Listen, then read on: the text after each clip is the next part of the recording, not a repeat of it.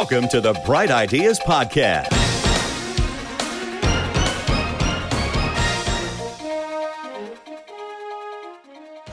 So this episode is co-hosted by myself and my good buddy Stefan, who did the previous episode with me, and we had such a good time that we thought we would do it again. So to help kick off the episode, Lee, for the people who are listening who don't yet know who you are, let's start there. Who are you and what do you do? So my name's Lee Gladish. I'm co-founder of Airborne. Airborne's a sales engagement platform built for lead generation and marketing agencies, helping them obviously manage their outreach via phone, LinkedIn, and touches through social, LinkedIn, other channels that you may be using as well. So the difference with Airborne, though, that you're probably not familiar with compared to most other sales engagement platforms, is that other platforms in the market are used for more geared towards individual reps, as opposed to Airborne's really built for agencies. Okay. And that's the actual tie-in to the show. Is a lot of my audience, because, you know, people who've listened to my show for a while know I do a lot of stuff on e-commerce. A lot of my guests are from the e-commerce space, but I also do interview agencies that serve the e-commerce industry. And so that was a really good tie-in, because I'm sure some of those agencies would also like to be able to figure out how to use outbound and sales engagement to get more clients. So let's start off with, what do you think some of the biggest challenges are in sales engagement, in particular in the B2B space, for your agency clients? And then let's talk about some strategies to overcome those challenges. Yeah, I think when we look at an overall market in sales engagement, there's, I would say, a lot of noise. There's a lot of products out there that do all the same thing.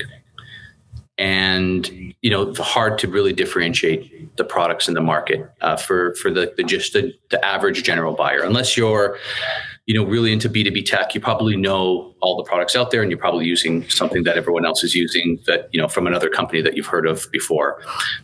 In the market, though, because there has been just a whole bunch of new entrants into this market, it makes it harder to kind of figure out what's going on in the space today. So you have your data providers, you have your lead nurturing, cleaning, phone dialing systems, and you have sales engagement. And I think today, when we look at the market and where it's going, we really are moving more from like very much automation, very very low touch, spray and pray, to narrowing down on, you know, single accounts and being a lot more focused into, you know, the account, the buyer, the prospect, and how you manage all those touches within a sequence, as opposed to the old days of 5 years ago was upload a list of 5,000 people and send 4 messages, and you know, whatever happens. And then I'll just buy another list of 5,000 people. I think that's still there. There's still going to be those buyers out there that are going to be buying that tech, but I see that slowly moving away from that.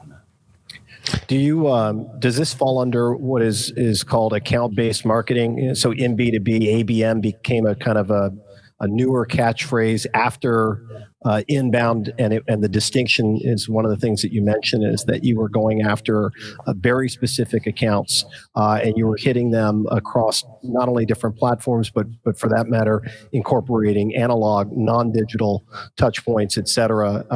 So do you find that fits under that umbrella somewhere, or that's some of your customers, or that's not relevant at all? No, it does. It does. ABM is something that's been a little more popular in the last few years, but actually to run a complete ABM playbook is really tough, right? Like you have marketing on one side, you have sales, you have VP of sales, sales leaders, SDRs. Like, how do you manage and orchestrate that playbook? It's tough, but I feel that ABM is definitely coming to the forefront with a lot of the things that we're seeing and that we're trying to do within Airborne as well. So if we can, Lee, let's try and turn this interview into more of a story, maybe about one of your customers. Maybe there's a before and an after that we can talk about. Mm-hmm. And I know we didn't flush this out in the interview, so I'm totally putting you on the spot. But can you think of one of your customers that we could talk about them in the story format? Sure. So before we even started Airborne, we interviewed close to 100 customers, and we didn't know what we were going to build. We I came from the sales engagement space. My last company was in the sales engagement space, and, had a pretty good understanding of what the market, where we were and what people needed. But we still wanted to go through the practice with understanding what the gaps were in the market. And when we spoke to sales teams, individual SDRs or account executives, they always wanted features. Like, it'd be nice if I had a feature where maybe if I sent an email that, maybe the AI would book a meeting for me automatically. Those were nice features. But when we spoke to agencies, what highlighted were problems of, I run an agency and I have 50 accounts that I'm managing. I have 10 salespeople that I'm running. I have 3 different phone systems that I'm integrating with, and I have to build reports manually for 50 different customers. And the products that were in the market today were all geared toward the individual rep, not the agency. So one of our clients, to give you a perfect example, they have about 60, 70 accounts. They have around 30 reps, and they were buying different instances of 3 different software vendors, 3 of our competitors, because one rep was comfortable with one platform as opposed to the other rep was comfortable with another platform that was maybe better for verifying data. The other one was maybe better for a phone dialer. The other one was better for maybe sending emails. But the problem was the reps had to go into 3 different systems, which they had zero visibility into knowing what the reps were doing during the day. They had to create reports in 3 different systems, so nothing was in one system. And even visibility for their clients to understand what the data and what was working on a given day, they had to build everything manually. So that was a problem that we want to solve. They're running hundreds of spreadsheets with reps with zero visibility into what they were working on. And we brought that all into Airborne. So they run it in one place, one login for the whole team, one-click reporting, visibility for their management and for their clients. And that's why we built Airborne. And that's why we feel that, this niche that we started in is a great niche for us. But what we also found through this process was that a lot of agency owners want to build their own tech. A lot of the agency owners we're talking to, they're building their own tech. And it's problematic because they're not developers. They're hiring developers. So one of the things that we're doing at Airborne is we're building our entire library and of APIs where agency owners, or really anybody, can come on board, just like Jira, our own instance, or they can install it in their instance, and they can build anything they want with our tech around any of the processes and systems they have. So they don't even have to buy Airborne as a license. They can license our tech and build whatever they want on top of their stacks or their client stacks. And that's where we think that the long growth for us is where we're going to win. And the agencies that deal with you are roughly how big on average? How many people in the sales team? So we just launched. We were in beta. Technically, we even still think we're in beta in January, but we launched in January of this year. So we're just under 100 clients right now. Okay. So an average client, I'll give you an example. A client with 5 or 10 licenses will pay $400 a month, as opposed to a client with 50, 60 licenses paying about $4,000 or $5,000 a month. So that's the range. So for folks who aren't using your tech and maybe don't want to use your tech, one of the things that I want to make sure people get out of this interview is some best practices just for B2B sales. So as you mentioned earlier, a few years ago, you would buy a list of 5,000, you'd upload it to the software, and you send the same exact message to all 5,000 people, and they're going to get 4 messages. And if they don't reply, kind of that's the end of that. And then we've seen this evolution to where there's tech now that allows increased levels of personalization in your messages. Maybe you can put in some custom images or some custom placeholders or what have you. And there, as I've browsed the various Facebook groups and LinkedIn groups that I do on this topic, there seems to be, and even just in the Twitter sphere, there's people who are strong advocates of one, and then there are people who are very strong advocates of the entirely manual approach. And if you use any level of automation, you're the devil, and it should never be done. And there's probably some folks in the middle who just aren't maybe saying as much. Mm-hmm. So I'm interested in your take on, just the evolution of prospecting to book appointments in the B2B space? So do you remember, we all remember, well, Yesware is still around. Remember Yesware? Yeah. And some of us probably used Yesware. So I remember Yesware, it's probably, 8 years ago, whenever it came out, 10 years. When I first saw it, it was like I saw someone invent the light bulb or invent, it was big. Fire for the first time. It was big. And, someone being able to open my email and I can see it when they opened it and it would automatically, tag into Salesforce, and it was fantastic. And then SalesLoft came around, and SalesLoft was really the first one to scrape information off of LinkedIn and create the cadences. And it was amazing, and it still is. And then, we got very much into being really, really lazy, because anytime when something's new, it works really well. Oh yeah. Automating emails and taking a list like a data.com back in the day, and you take that list of prospects and you upload it and you send 5 emails over a period of 3 weeks. And it's amazing. You set it and you forget it and you're booking meetings. Everyone was booking meetings. And then we got to a point where now we have a lot of data providers, so you can find emails and phone numbers. And then you have a huge influx of LinkedIn generation companies now. Now you're not only getting emails automated, you're getting LinkedIn messages automated, which really doesn't have a tie in between email and LinkedIn. Because what happens if someone replies on LinkedIn and you still want to send them an email? You got to make sure there's that bridge so you don't double up on that email campaign. And then you have ABM that you get thrown in here, which is who's targeting what and when. So it becomes really messy.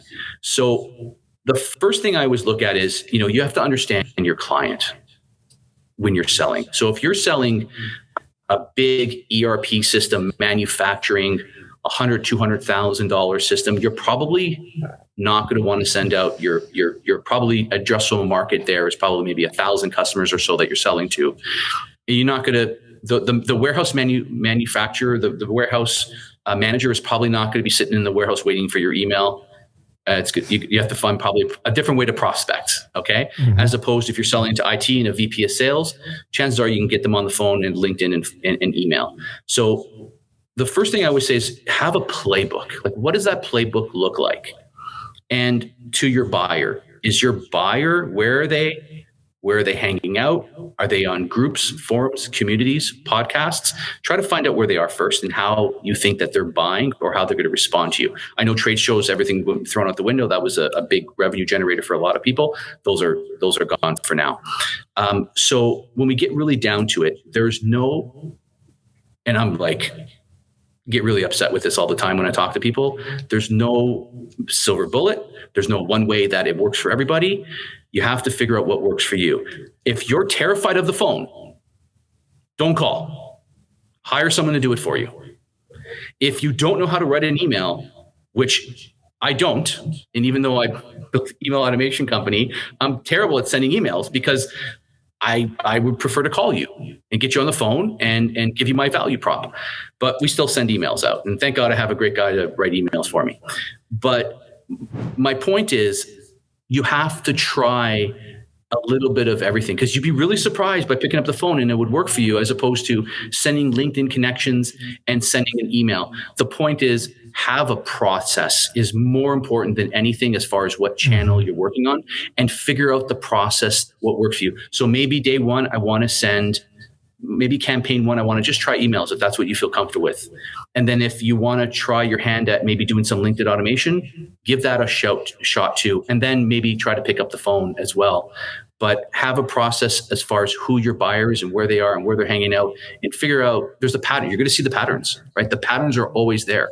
I know recently that my email and my LinkedIn have worked really well, but it's not just the method or the delivery of it. It's about what's behind the delivery, and the method is almost more important. So I'll give you a perfect example. Recently, we decided that we wanted, and I think this is how we got in contact as well, we want people in B2B that have a lot of deep domain experience to write for us. Mm-hmm. because it helps the community, it helps them, it helps everybody. And we don't want to just write about like what our perspective or narrative. And it's not always about just keyword research so we can rank and get better leads. It's about part community, but part hearing from people who really know better than we do. So we reach out to a lot of people, ask them to write for us. It creates leads, it creates connections and network effect for us, which drives lots of traffic for us in result. We're creating a 5,000-10,000 ebook. Okay, people are like, ebooks suck. It's a gated. We're not gating it. We'll give it away for free. But we have 20, 30 sales coaches, consultants, trainers writing in the ebook for us, giving us best practices and playbooks and processes and like how to framework anything in sales in different topics. Again, it's not from us, it's from people who've been there and done that. So again, there's lots of different ways that you can just, instead of saying, here's my product, it's almost now, what aren't you saying is almost as important as what you are saying. If you get my flow here. So you talk, I would assuming because you're a relatively young company, excuse me, you're still doing a lot of one-on-one conversations with your customers, your agencies, the leaders of these agencies. Is that right? Every single one. Every single one. What are they complaining about most? What are their greatest frustrations with respect to, trying to book meetings to land new clients? Yeah, channels become harder. Email deliverability has even become harder. Getting into the inbox. We've seen in the last, now a year ago, you never even heard about email warm up. Now it's everywhere.